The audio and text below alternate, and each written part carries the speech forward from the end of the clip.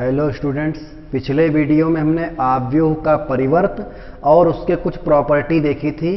तो आव्यूह का परिवर्त हमने बता दिया था। उस पर आधारित देखते हैं अगला टॉपिक क्या है, सममित तथा विषम सममित आव्यूह। आव्यूह का परिवर्त पढ़ने के पश्चात हम पढ़ते हैं सममित तथा विषम सममित आव्यूह। सममित आव्यूह को सिमेट्रिक मैट्रिक्स भी कहते हैं और विषम सममित आव्यूह को इंग्लिश में कहते हैं स्क्यू सिमेट्रिक मैट्रिक्स। तो सममित आव्यूह क्या होते हैं?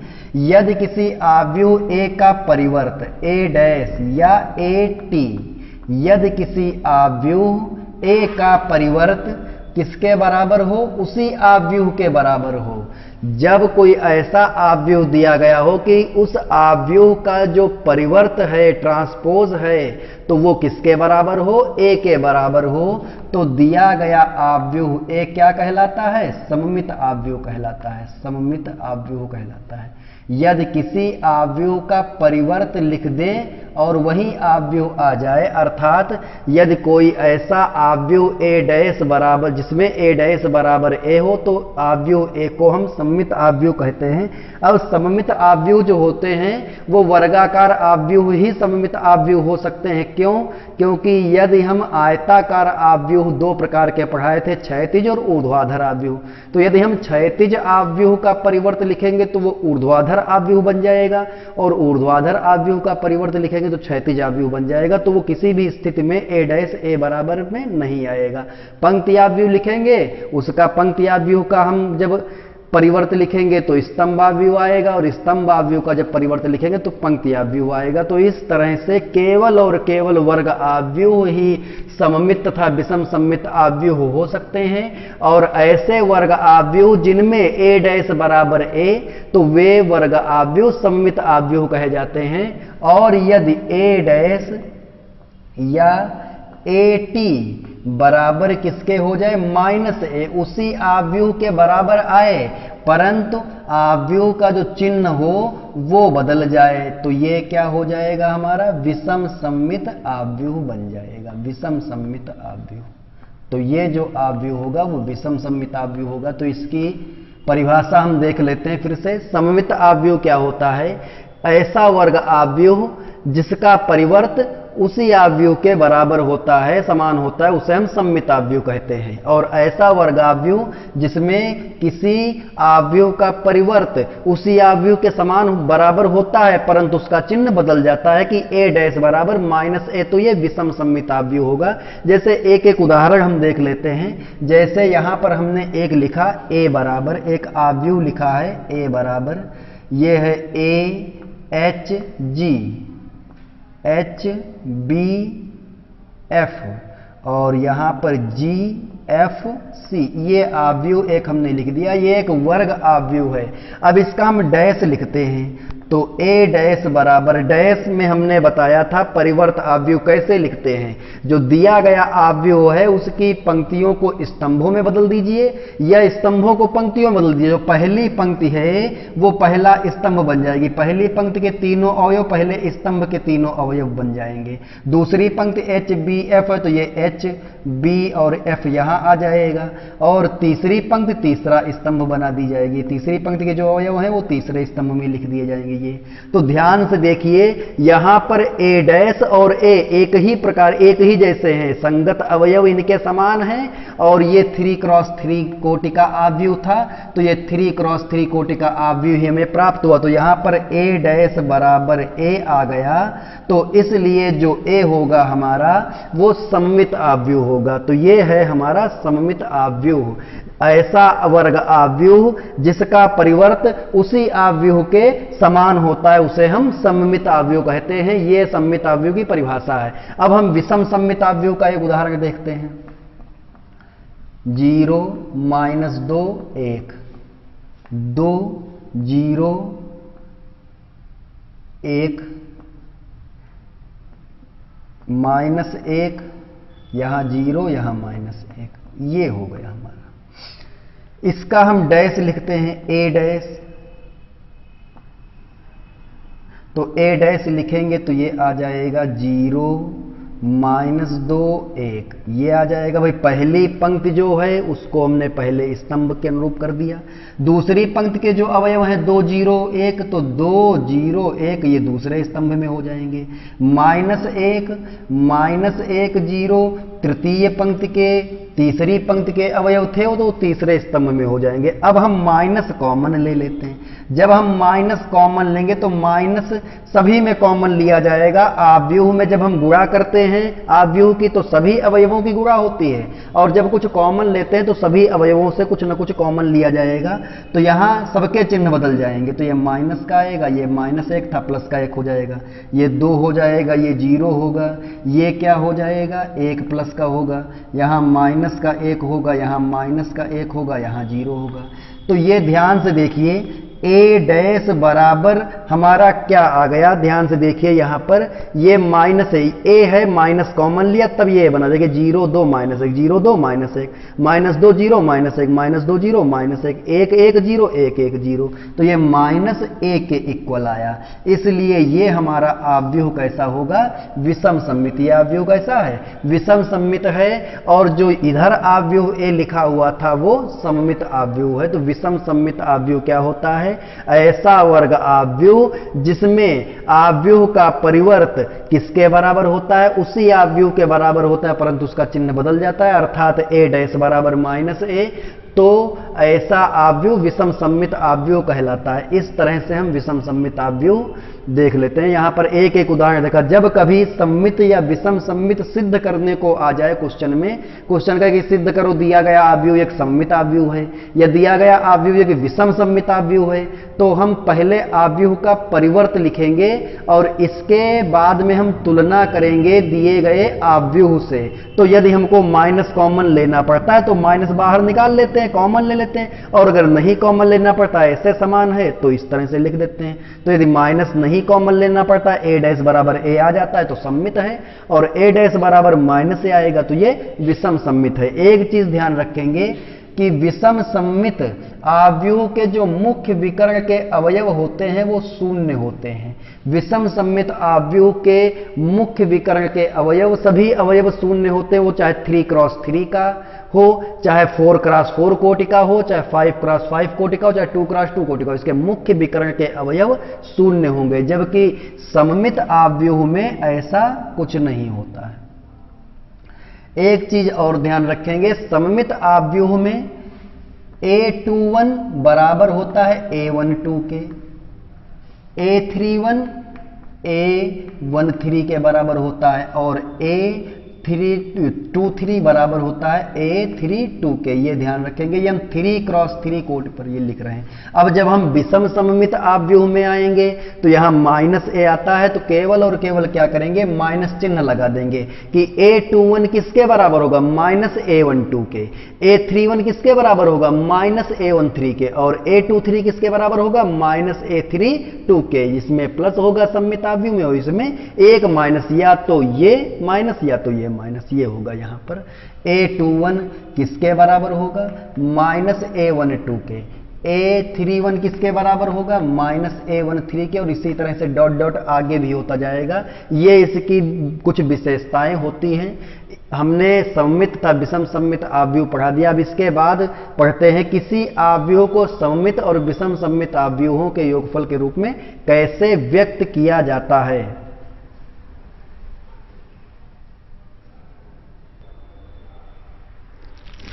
देखिए, यदि किसी आव्यूह को सममित और विषम सममित आव्यूह के योग के रूप में व्यक्त किया जाता है, यहां वर्ग आव्यूह कर लेते हैं, वर्ग आव्यूह।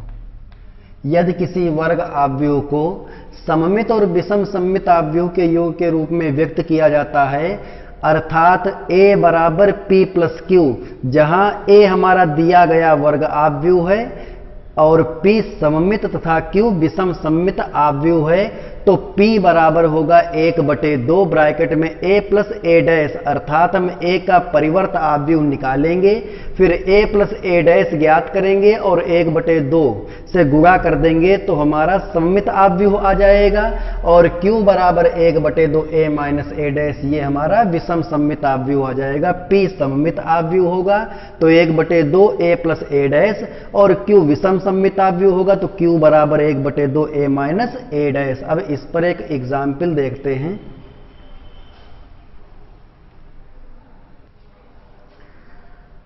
देखिए हमें क्या करना है कि यदि कोई आव्यूह दिया गया है हमें A बराबर, तो इसे सममित और विषम सममित आव्यूह के योग के रूप में ज्ञात करना है। मतलब इसको सममित और विषम सममित आव्यूह में हमें तोड़ना है और दोनों को जोड़ेंगे तो वही वर्गाव्यूह आ जाएगा। इस आधार पर एक क्वेश्चन A बराबर ये दिया गया है, तो हमें सममित आव्यूह जब ज्ञात करना होता है तो सममित आव्यूह कौन है? P सममित है, तो P बराबर क्या लिखा है? 1/2 A प्लस A डैश। तो हम पहले A डैश निकालेंगे, तो A डैश हमारा क्या आएगा? A डैश जो प्रथम पंक्ति है उसको हम प्रथम स्तंभ बना देंगे, तो यह आएगा 6 - 2 2, और जो दूसरी पंक्ति है उसके अवयव दूसरे स्तंभ के अंतर्गत लिख दिए जाएंगे, और जो तीसरी पंक्ति है उसके अवयव तीसरे स्तंभ के अंतर्गत लिख दिए जाएंगे। A डैश ये हो गया हमारा। अब इसके बाद हम P का मान ज्ञात करते हैं। मान लेते हैं जो सममित और विषम सममित आव्यूह हम ज्ञात करेंगे जिनको जोड़ने पर वर्गाव्यूह आएगा, तो सममित P है, जैसे यहां पर A बराबर P प्लस Q लिखा था हमने, तो P बराबर होता है 1/2 A प्लस A डैश। यहां पर हम मान रख देते हैं 1/2, और मंझले ब्रैकेट के अंदर, बड़ा ब्रैकेट तो लगा ही है आव्यूह के लिए, 6 - 2 2 -2 A और A डैश के मान हम रख रहे हैं 2 - 1 3, और प्लस A डैश का मान तो 6 - 2 2 -2 3 -1 2 -1 3, जोड़ दीजिए इन दोनों को, तो जब जोड़ेंगे तो P बराबर 1/2, 6 6 12 होगा, यहाँ -4 होगा, यहाँ पर कितना होगा? 2 2 4 हो जाएगा, यहाँ -4 होगा, यहाँ 6 होगा, यहाँ -2 होगा, 2 2 4 होगा, -1 -2 3 3 6 हो जाएगा। और देखिए बटे में 2 है, तो जब भाग करेंगे तो सभी अवयवों को भाग किया जाएगा, तो 6 - 2 2 -2 3 -1 2 -1 3, ये हमारा आएगा। तो ये क्या आ गया? P बराबर आ गया हमारा। P बराबर हमने जो फार्मूला लगा दिया, वो क्या फार्मूला लगाया हमने? A 1/2 A plus A dash. A और A डैश, ये A है, ये A डैश है, इन दोनों के मान रख दिए, दोनों को जोड़ लिए, और फिर हमने क्या किया? 2 से भाग कर दिया। अब हमें Q निकालना है, तो Q बराबर 1/2 A माइनस A डैश होता है, तो 1/2 A का मान रख देंगे यहाँ पर। A क्या है? 6 - 2 2 -2 3 -1 और 2 -1 3, और माइनस का A डैश, तो 6 - 2 2 -2 3 -1 2 -1 3। अब जब हम इसको घटाएंगे तो देखिए यहाँ पर Q बराबर 1/2, 6 - 6 0 आएगा, -2 में से -2 घटाएंगे 0 आएगा, यहाँ 0 आएगा, ये भी 0 ये भी 0, सब 0 0 आएंगे। 2 से हम भाग करेंगे तो जब सभी अवयव इसके 0 हैं तो 0 0 0, ये 0 0 0, ये 0 0 0, ये हो जाएंगे हमारे। ये हमारा Q बराबर ये आ गया, और P बराबर ये आ गया। तो जब हम लिखेंगे तो इसको लिख देंगे A बराबर P प्लस Q। क्या लिखेंगे? A बराबर P प्लस Q के रूप में लिख देंगे। तो A क्या था हमारा? A था 6 - 2 2 -2 3 -1 2 -1 3, बराबर P का मान तो यही आया है जो A था, 6 - 2 2 -2 3 -1 2 -1 3, और प्लस आ जाएगा 0 0 0 0 0 0 0 0 0। यहां पर देखिए जो विषम सममित आव्यूह आया है वो शून्य आव्यूह है। इसका अर्थ ये हुआ कि जो आव्यूह दिया गया था वो सममित ही था। अब यहां पर ये एक संयोग है कि ये q बराबर इससे शून्य आव्यूह आ गया। सब प्रत्येक सवाल में, प्रत्येक क्वेश्चन में ये q बराबर शून्य आव्यूह नहीं आएगा। यहां पर सबसे पहले हमने क्या किया, a डैश निकाला, इसके बाद p बराबर सूत्र लगाए 1/2 a प्लस a डैश, और फिर हमने a और a डैश के मान रखकर दोनों आव्यूहों को योगफल ज्ञात कर लिया, जो आया 2 से भाग कर दिया। ठीक इसी तरह से q बराबर निकालेंगे तो 1/2 a माइनस a डैश होगा। a माइनस a डैश का मान हमने रख दिया, घटा लिया, जो भी आया उसमें 2 से हमने सभी अवयवों को भाग दे दिया, तो p और q हमें ज्ञात हो गया। अंत में a बराबर p प्लस q लिख दिया जाएगा। इस तरह के क्वेश्चन कभी कभी एग्जाम में 5 नंबर में पूछ लिए जाते हैं, इसलिए इनको अच्छे से लगा लीजिएगा। जब कभी ये कहे कि सिद्ध कीजिए कि ये सममित आव्यूह है, तो ध्यान रखना उसका ट्रांसपोज लिख दीजिए, वही आव्यूह आ जाएगा तो सममित, और अगर माइनस कॉमन लेना पड़ता तो विषम सममित, ये अपने आप कर लेंगे। और ये आव्यूह को सममित और विषम सममित आव्यूह के रूप में लिखना, योगफल के रूप में लिखना कैसे लिखा है, इससे क्वेश्चन लगा लेंगे।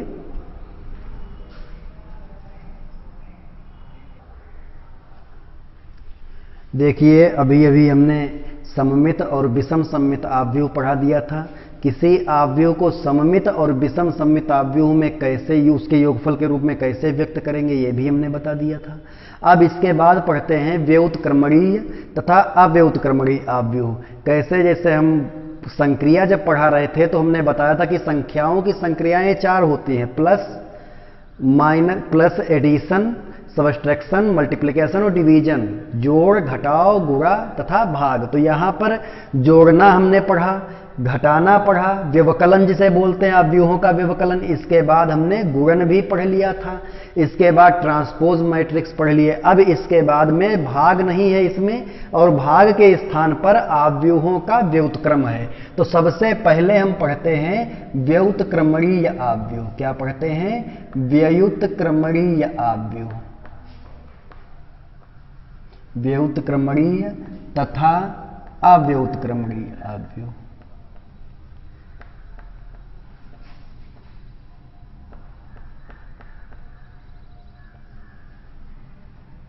इसमें आव्यूह जो शब्द आया है उससे सभी लोग परिचित हैं, और जो ये व्युत्क्रमणीय अर्थात इसमें एक शब्द छुपा हुआ है व्युत्क्रम, और ये अव्युत्क्रम। तो व्युत्क्रम जब छोटी कक्षाओं में हम पढ़ते थे तो कहते थे x का व्युत्क्रम बताइए, तो 1/x लिखते थे। तो x का जो व्युत्क्रम था उसको लिखते थे 1/x, x का व्युत्क्रम ये हो गया। y का व्युत्क्रम जो था उसको लिखते थे 1/y, तो मीन्स इसको क्या लिखेंगे, x की पावर -1, और इसे लिखेंगे y की पावर -1, यही लिखते थे। तो y का जो व्युत्क्रम होगा वो y इनवर्स, y की पावर -1, z का व्युत्क्रम z की पावर -1। ठीक इसी प्रकार से किसी भी आव्यूह a का व्युत्क्रम जो होगा वो a इनवर्स लिखा जाएगा।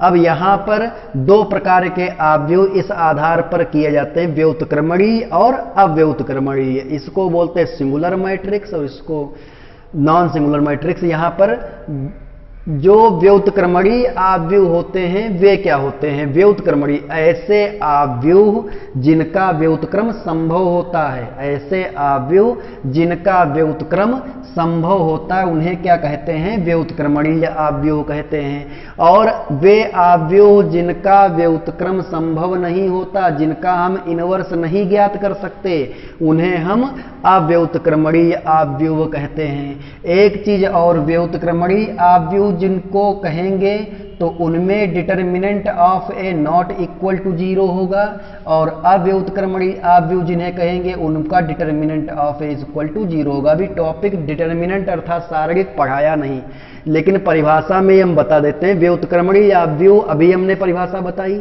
कि ऐसे आव्यूह जिनका व्युत्क्रम संभव होता है उन्हें हम व्युत्क्रमणीय आव्यूह कहते हैं। जिनका व्युत्क्रम संभव नहीं होता उन्हें हम अव्युत्क्रमणीय आव्यूह कहते हैं। और दूसरे शब्दों में यह भी कह सकते हैं कि जिन आव्यूहों के सारणिक का मान 0 के बराबर नहीं होता वे व्युत्क्रमणीय आव्यूह कहे जाते हैं, और ऐसे आव्यूह जिनके सारणिक का मान 0 के बराबर होता है वे अव्युत्क्रमणीय आव्यूह कहे जाते हैं। तो यहां पर ये तो हम सारणिक में परिभाषा पढ़ेंगे, लेकिन अभी जो हमारी परिभाषा है आव्यूह के आधार पर वो ये है कि ऐसे आव्यूह जिनका व्युत्क्रम संभव होता है तो व्युत्क्रमणीय आव्यूह कहलाते हैं, और यदि व्युत्क्रम संभव नहीं तो अव्युत्क्रमणीय आव्यूह कहे जाते हैं। इंग्लिश में इसको singular and non singular matrix कहते हैं, बुक में लिखा होगा, देख लेंगे। यहां पर व्युत्क्रम पढ़ते हैं। अब इसके बाद व्युत्क्रमणीय और अव्युत्क्रमणीय आव्यूह के बाद हम पढ़ते हैं व्युत्क्रम। आव्यूह का व्युत्क्रम कैसे लिखते हैं, आव्यूह का व्युत्क्रम कैसे लिखते हैं, कैसे ज्ञात किया जाता है। तो यहां पर यह चीज देखिए, यदि इसी टॉपिक के अंतर्गत यदि ए बी बराबर बी ए बराबर बी ए, यहां ए जो है ये ए व बी ये डिफरेंट मैट्रिक्स हैं, पृथक पृथक आव्यूह हैं। ये ए व बी अलग अलग आव्यूह हैं, ये अंडरस्टूड रहेगा, समझ लीजिए। ए कोई और आव्यूह होगा, बी कोई और आव्यूह होगा, बराबर बी ए, अर्थात यहां पर क्रम विनिमय नियम भी आ गया। गुणन का क्रम विनिमय नियम भी अनुसरण होना चाहिए, फॉलो होना चाहिए। और इन दोनों का गुणन जो हो किसके बराबर हो, आई के बराबर हो, इकाई आव्यूह के बराबर हो। यदि दो आव्यूह ए व बी इस प्रकार हैं कि ए बी बराबर बी ए बराबर आई हो, तो हम b को a का व्युत्क्रम कहते हैं। तो आव्यूह b को क्या कहा जाता है, आव्यूह a का व्युत्क्रम कहा जाता है, यदि ये कंडीशन है। अब यहां पर ये हम देखेंगे ab बराबर ba, यदि आयताकार आव्यूह है, एक आव्यूह आयताकार है, कुछ अवयव इसके अंदर लिख दिए गए यहां पर 2 क्रॉस 3 ये है, और एक आव्यूह या 4 क्रॉस 3 कर लेते, और एक आव्यूह जो है वो है 3 क्रॉस 2, तो यहां गुणा तो संभव हो जाएगी लेकिन ये 4 क्रॉस 2 आएगी, और जब हम इसको पहले करेंगे तो गुणा संभव नहीं होगी। तो यहां पर ए बी और बराबर बी ए ये केवल वर्ग आव्यूह के लिए संभव है। आयताकार आव्यूह यदि ये ए बराबर ए हो गया, ये बी बराबर ये हो गया, तो जब गुणा ए बी करेंगे तो संभव है, और बी ए जो है वो संभव नहीं। तो इनवर्स केवल वर्गाकार आव्यूहों का संभव होता है, आयताकार का नहीं, क्योंकि आयताकार आव्यूह प्रत्येक स्थिति में इस क्रम विनिमय नियम का पालन नहीं करते। यदि उसमें से हम प्रारंभिक संक्रिया द्वारा ए इनवर्स निकाल भी लेते हैं तो भी यहां पर ए बी बराबर बी ए नहीं आता, इसलिए केवल और केवल ए इनवर्स उनका निकाला जाता है जो वर्गाकार आव्यूह होते हैं, और ए बी बराबर बी ए बराबर आई, अर्थात एक ऐसा आव्यूह बी होगा जिसकी गुणा हम ए से करेंगे, चाहे हम पहले गुणा बी की ए से करें, चाहे हम ए को बाद में रखकर गुणा करें, गुणनफल क्या आएगा, आई आएगा, इकाई आव्यूह आएगा। तो बी जो होगा वो ए का इनवर्स कहा जाएगा। अब यहां पर ए का व्युत्क्रम ए का इनवर्स ज्ञात कैसे करेंगे, इस पर एक टॉपिक है प्रारंभिक संक्रिया। तो प्रारंभिक संक्रिया बाद में पढ़ाएंगे, पहले इसकी प्रमेय हम देख लेते हैं। 2 प्रमेय हैं। पहली प्रमेय यह है कि किसी भी वर्ग आव्यूह का व्युत्क्रम अद्वितीय होता है, और दूसरी प्रमेय यह है कि यदि ए व बी n कोटि के वर्ग आव्यूह हैं तथा दोनों का व्युत्क्रम संभव है तो ए बी का इनवर्स बराबर बी इनवर्स ए इनवर्स। तो एक एक करके हम प्रमेय इसमें पढ़ लेते हैं।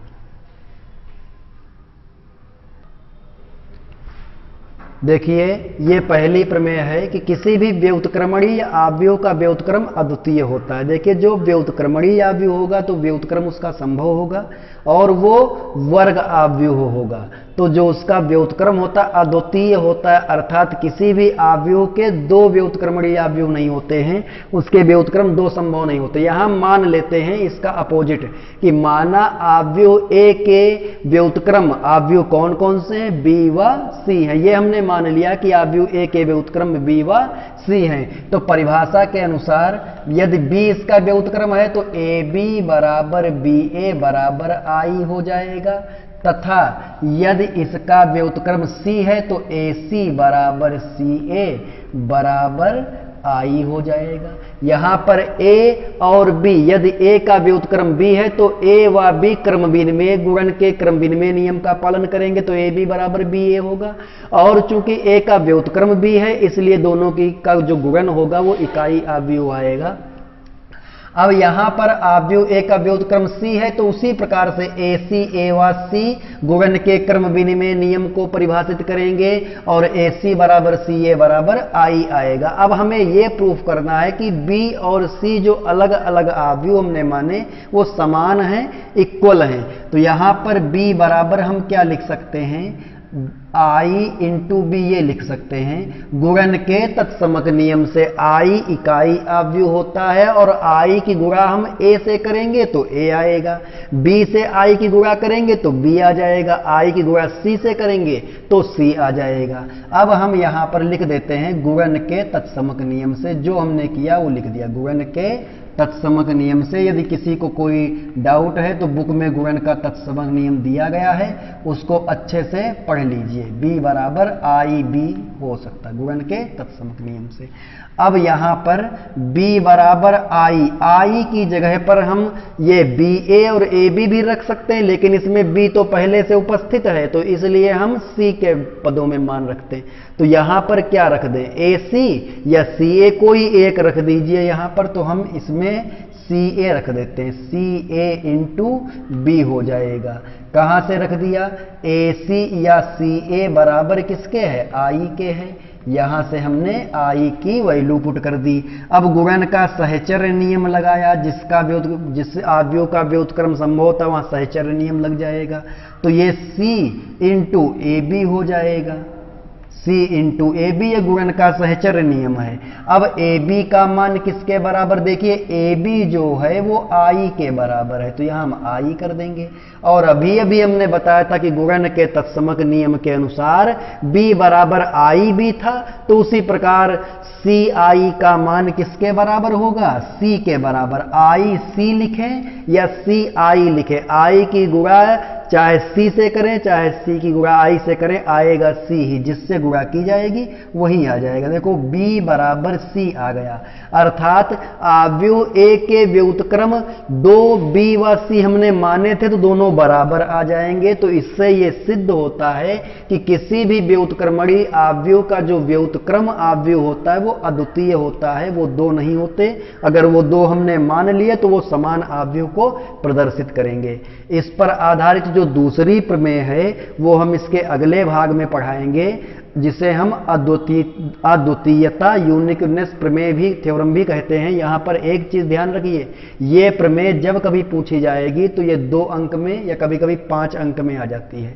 और जो अद्वितीयता प्रमेय है, यूनिकनेस थ्योरम, वो जब आएगी तो 5 नंबर से कम वो आ ही नहीं सकती। और दोनों थ्योरम बहुत ही इंपॉर्टेंट है, इसलिए इसको अच्छे से पढ़ लीजिए। जो अगली थ्योरम है वो हम इसमें बताएंगे। अगले वीडियो में हम प्रारंभिक संक्रिया पर कुछ क्वेश्चन बताएंगे और उस प्रारंभिक संक्रिया की चर्चा भी करेंगे। फिलहाल आज में प्रमेय 1 तैयार कर लीजिए, व्युत्क्रमणीय और अव्युत्क्रमणीय आव्यूह हमने बता दिया है।